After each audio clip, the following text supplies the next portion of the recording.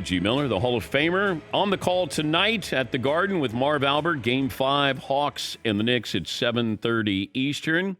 And could potentially be Marv's last game ever at Madison Square Garden with that wonderful career of his. We'll talk about that matchup coming up. But we welcome in Reg, and we start with the Lakers. Well, how would you sum up the position that they're in right now, Reg? First of all, the Lakers treated that Game 5 like it was a preseason game, and that's sad. I'm disappointed that the Lakers, the reigning champs, I know they're down an all-star. I know they're down a top 10 player, but other than the first 5 to 7 minutes when they showed a little bit of life, they treated that like it was a preseason game. And obviously, you just can't give playoff games away, and they absolutely just gave a game away. I give credit to Phoenix. They probably played their best game of the series, shooting the ball wise from everyone, but you just can't give games away. And look, they're facing a big hole. Can they come back and win this series? Absolutely. But they've got to take it. There's got to be a sense of urgency. I didn't see any sense of urgency whatsoever in the Lakers last night. But how do they get to a point where they treat it like it's a preseason game? Like just this, hey, we're going to give you this win. We want to go back home and hopefully we get Anthony Davis. I mean, is that how they viewed this game? I think that's exactly how they viewed it. We have reinforcements coming back, knock on wood.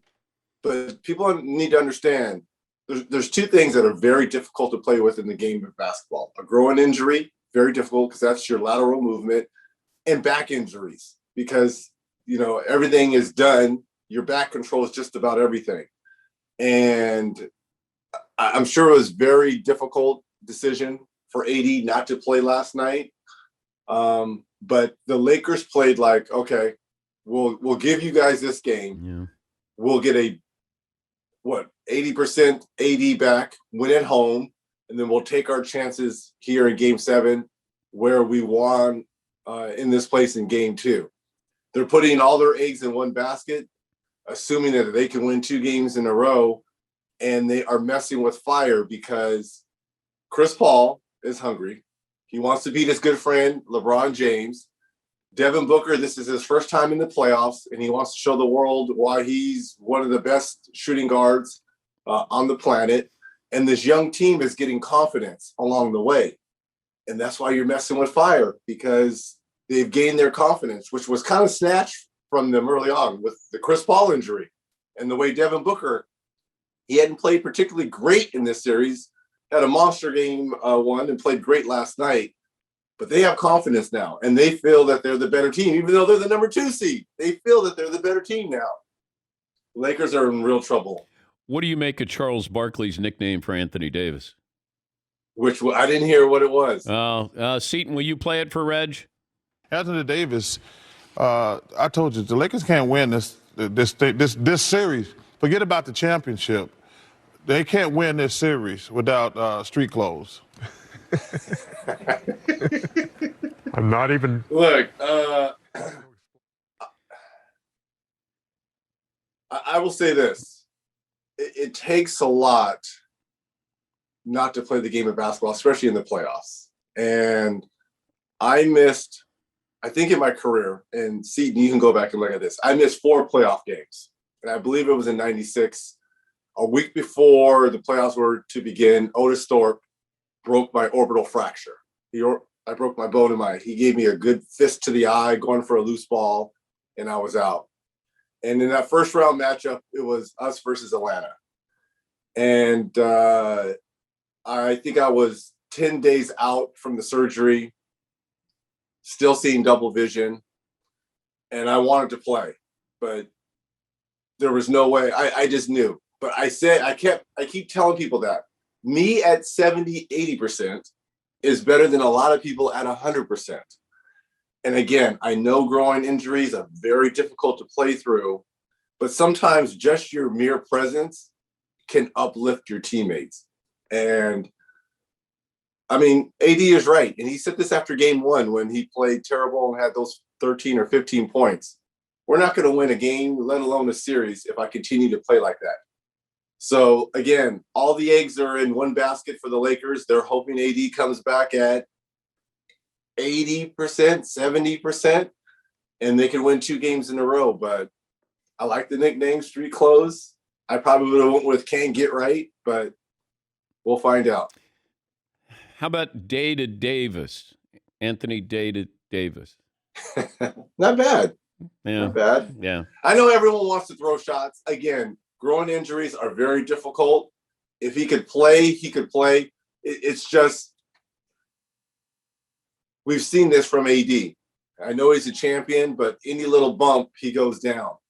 And you've got to learn how to play and manage with injuries. That's just a part of the game. Everyone at this point in time of the season, something's ailing on them. Yeah. So, you have any problem with LeBron checking out with 5 minutes to go, going to the locker room? no. Well, what, they were down 35. Yeah. What, they're going to make a miraculous comeback? I know. No.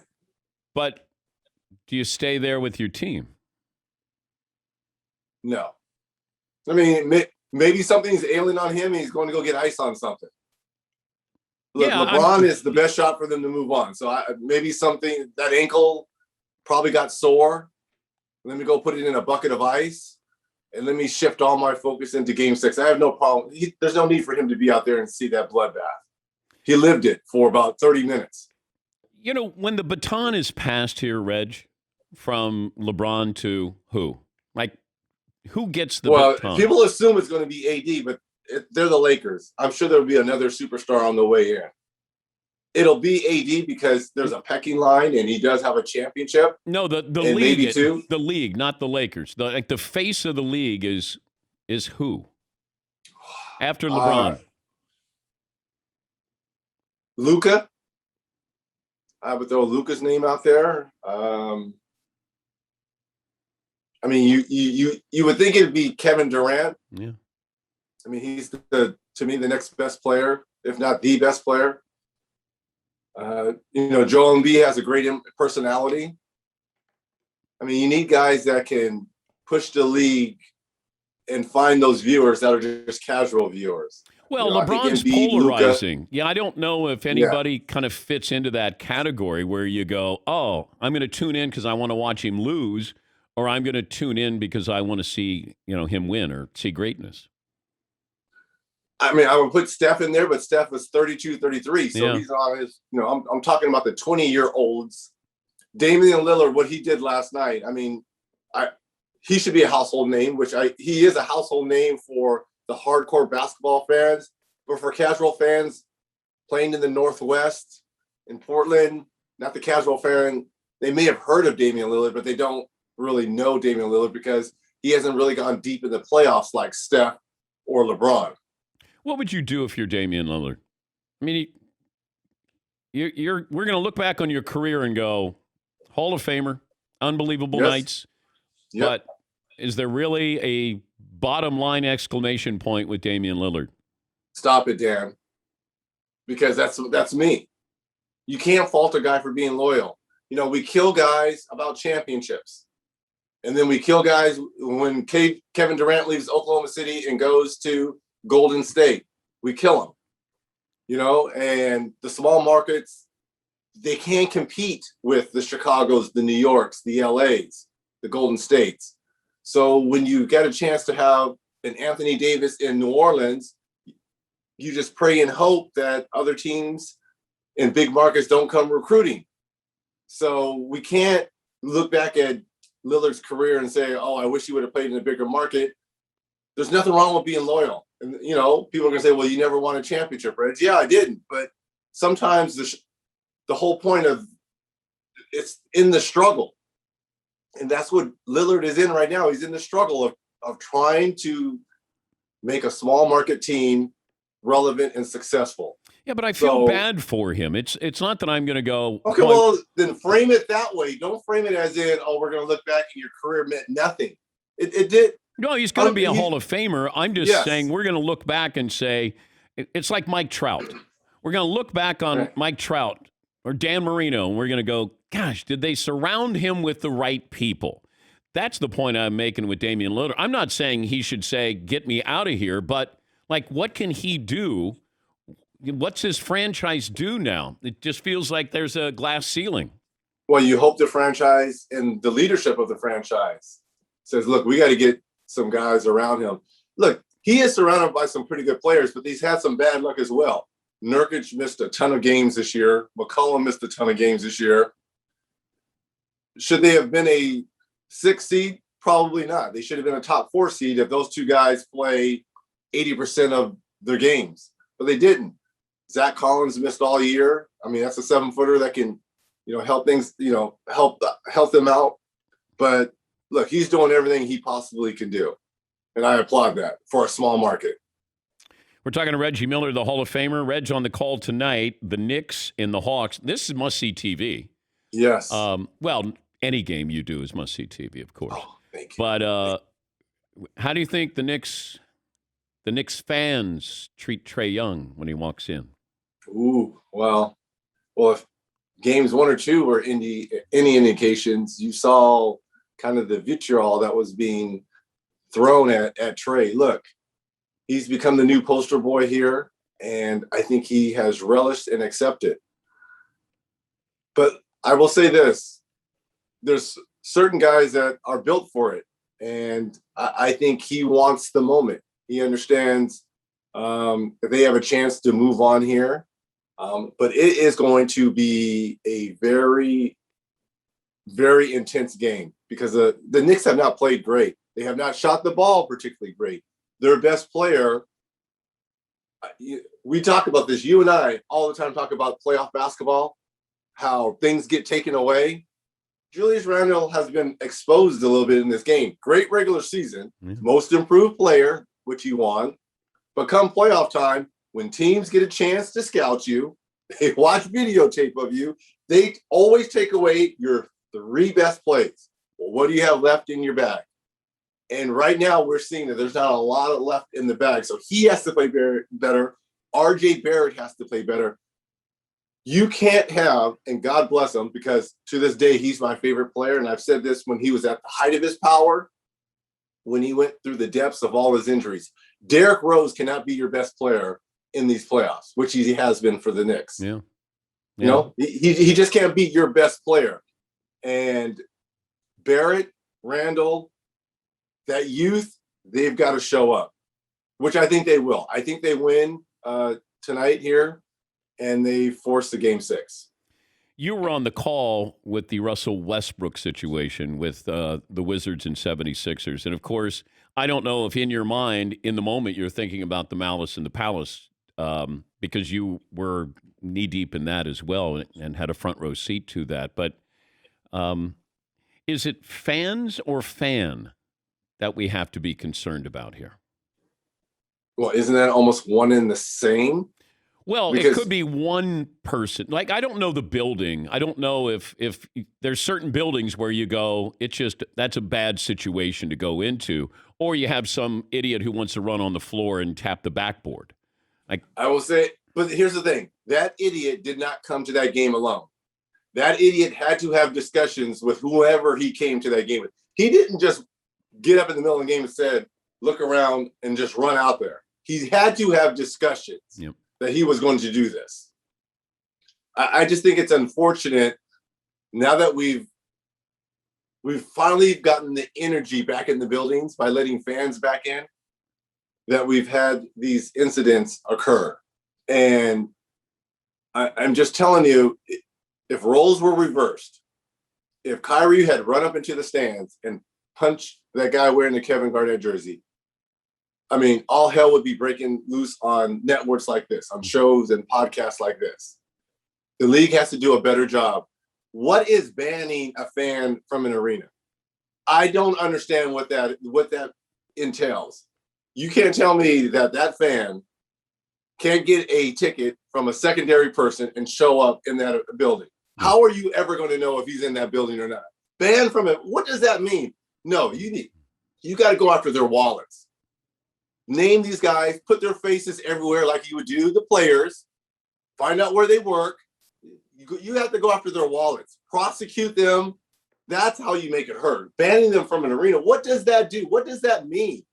If I'm banned from an arena and you and I want to go see the Knicks play, I say, hey, Dan, just go buy the tickets and I'll go with you. I'll put a hat on. I'll put a face. How are they ever going to know other than I'm 6'7"? Well, the Trey Young situation where somebody would spit on you. That in today's age of COVID, right? And I know we're on our way out of this thing, but you actually spit. What are you thinking of? That is disgusting. Seriously. I mean, it's sad. And I'm asking a 22-year-old to be the bigger man here, and Trey wasn't going to press charges, but it's just sad. Has he ever been named? Do we know who that person is? Did they ever show him? See, that's the point. If Trey Young would have turned around and knocked that dude out, it would be on a loop. I know. That would be on a loop. I don't know how you guys, and the NBA is different than any other sport because those fans can actually touch you. Yes. Like when you're out of bounds, throwing the ball inbounds, I could reach out and touch you. Yes. They can say things. They can throw things. You hear everything there. I don't know. And I will also say this, fans, and I hope this happens. I think we're better than this. They need to start policing each other too. Yeah. Fans need to start policing one another. No, you can't say that. Cut that out. Or Usher, come get this guy. He is saying and doing things that are inappropriate. They need to start policing themselves. Are you going to walk around New York? Are you okay with walking around New York? I'm thinking about going out to get in a late breakfast here. I'm staying somewhere. You guys know this area well. Is it called the Hudson Yards? Is that what it's called? Oh, yeah. Okay, we're staying down by the Hudson Yards. Nice area. So I think I can go out. Yeah, I think I'm going to try and go out for a late lunch. Okay. The good thing about it is everyone has to wear face coverings now, so they won't know who I am until after I pass them. So I'm kind of good. Why don't you wear your Pacer warm-ups and just walk out? Do a Funny or Die where you just walk around and just like people's reaction. Go to a local court. Okay. That'd be pretty funny. I think I did see a basketball court somewhere around here and guys playing. I might just go show up, see if anyone wants to play any horse or one-on-one. But do you think it'll be like Barkley in that commercial for Capital One where he's not sure if he's going to be the first draft pick with those little kids? Like, what happens if you go out there and then you're not the first pick? I would be devastated. I'll be like, don't you know my resume? Don't you know who I am? I'm the Nick Killer. Yeah, there is. It's me. Do you get? Me? I was on your wall when you were a kid. Do you get booed in the garden? Will you get booed tonight? Oh, they're going to kill me. They are going to kill me, and I'm going to love it. I am going to actually love it. But look, I'm more excited to be working alongside the guy. That's why I'm doing this game. This is all about Marv. I could care less about what the fans are going to say to me. I want him to have, potentially, this could be his last game in the Garden. Yeah. I want him to have a great send-off because this has been the greatest play-by-play man this game has ever seen. He worked for the Knicks. I think he deserves a great send-off, and that's why they have sent in the heavy guns to do this game, so I'm excited about it. 27 years ago yesterday, you know what you did against the Knicks? I hope we won a game. You had 25 in the fourth quarter. That was that game. That was the choke sign. That was the Spike Lee choke sign. That's where it all started. 39 points, no turnovers. Because I wasn't going to pass the ball to anyone. That's why there was no turnovers. Who do you want me to pass it to? LaSalle Thompson? No. Sam Mitchell? No. Who am I going to pass the ball to? God, come to think of it, you didn't have any shooters on that. You were the only shooter. I was the only, yes. But we had a squad, though. My Davis boys, Rick Smits. We were ready. We were ready. It was a magical time because we had two cities that didn't really like one another, that hated one another. Yeah. Two coaches that didn't get along, and Pat Riley and Larry Brown. They didn't get along. And it kind of filtered down to the players. Love John Starks now, but couldn't stand him. Charles Oakley was a great friend of mine, but couldn't stand him during those series. So do you remember you threw the ball at the end of the game, threw it down, spiked it, and it goes into the stands. Damn, I wish I had held on to that ball. You know, Paulie, see if you can find that basketball for Reggie. Okay. Someone has that basketball. Yeah. It's on eBay somewhere. Reg is on the call tonight. That'll be 7:30 Eastern on TNT. It's the Knicks and the Hawks. Reg, great appearance. Have fun tonight. We'll be watching. Thanks for joining us. I appreciate it, Theodore. Danettes. Back after this, play of the day, Dan Patrick Show.